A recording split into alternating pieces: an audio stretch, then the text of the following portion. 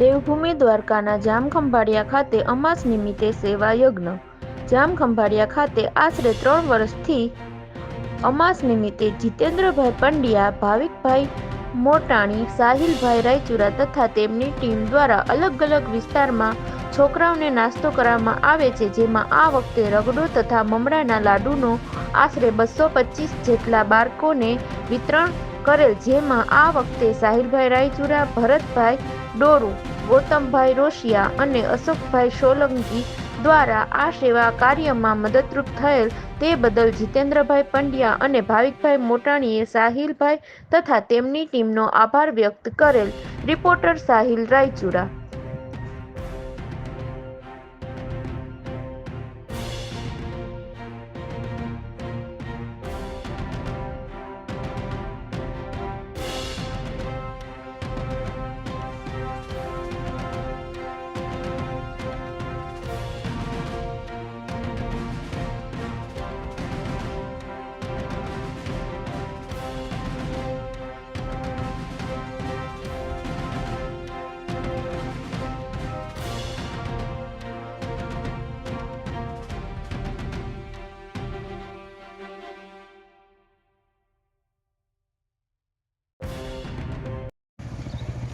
જય સિયારામ, જય ગૌ માતા, animal care charitable trust, Ashok Solanki.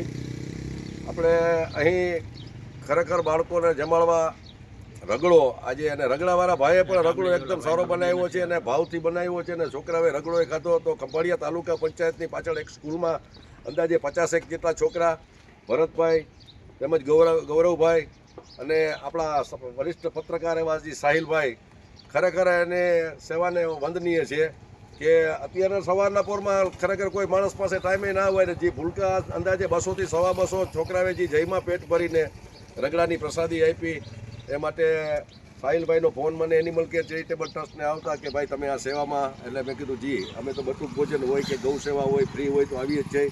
તો તમારા ત્રણેયનો ખરેખર આભાર વ્યક્ત હું કરું છું.